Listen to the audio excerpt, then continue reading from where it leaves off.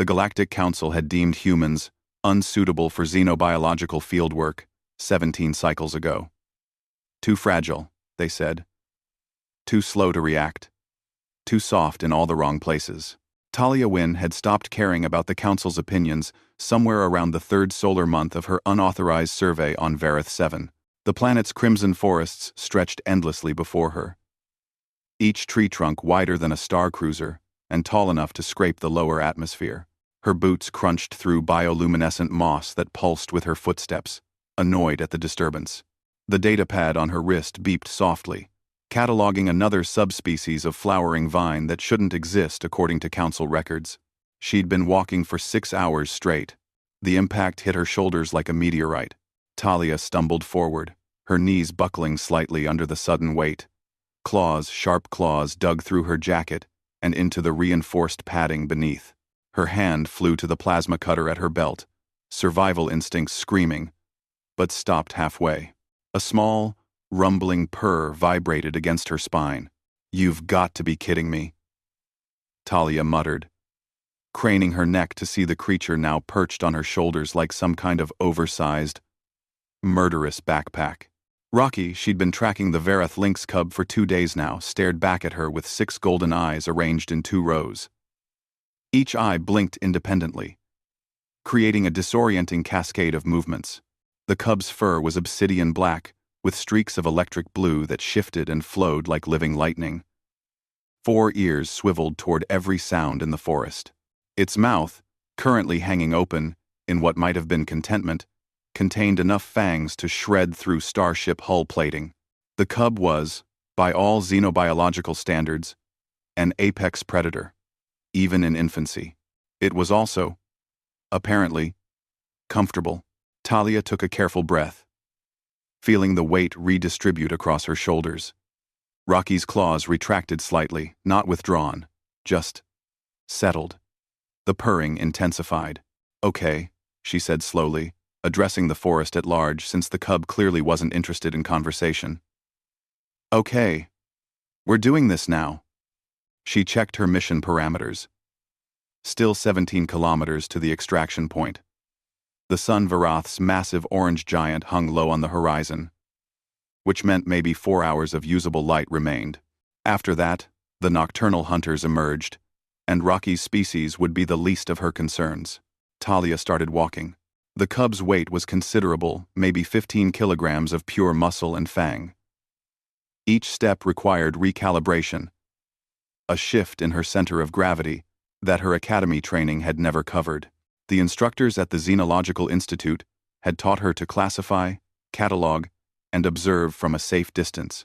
They'd never mentioned what to do when a baby predator decided you were the ideal mobile perch. After the first kilometer, Talia's shoulders began to ache. After the second, her lower back joined the protest. Rocky, meanwhile, had positioned itself with the precision of an engineer. Its body lay draped across her shoulders, head resting against the back of her neck, tail coiled loosely around her waist for stability. The cub's breathing had slowed, steady and deep. "You're not even concerned, are you?" Talia asked, pausing to log another data point on her pad. A cluster of phosphorescent fungi that pulsed in prime number sequences. Fascinating, completely irrelevant to her current situation. She kept walking. The forest around them thrummed with alien life. Something massive moved through the canopy above, shaking loose seeds the size of her fist. They struck the ground with sounds like distant thunder. Rocky's ears twitched, but the cub didn't move otherwise. Protected, confident. Humans, Talia reflected, had been the galaxy's weakest species for most of their history. No claws, no natural armor, no venom or telepathy or bioelectric discharge. They'd survived by being too stubborn to die, too clever to fight fair, and too empathetic to leave others behind, even when logic screamed otherwise. The Council called it a flaw. They said humans formed inappropriate attachments. Talia adjusted her stride to accommodate Rocky's shifting weight and kept walking. By the 5th kilometer, the cub had fallen completely asleep. Its purring had transformed into soft, rhythmic breathing, punctuated by tiny dream growls. One set of paws twitched occasionally, chasing imaginary prey through imaginary forests. Talia's shoulders had progressed from aching to screaming to a dull, persistent burn that she'd learned to ignore. Her legs moved on autopilot now, one foot in front of the other, counting steps because it gave her something to focus on besides the discomfort. She thought about Rocky's mother, the massive adult lynx she'd observed from a safe distance 3 days ago. The creature had been hunting a pack of razor-backed herbivores, moving with liquid grace through terrain that would have killed most species. Talia had documented the entire sequence, marveling at the raw power. She'd also noticed the mother's injured leg, the way she favored her left side. Infection. Probably.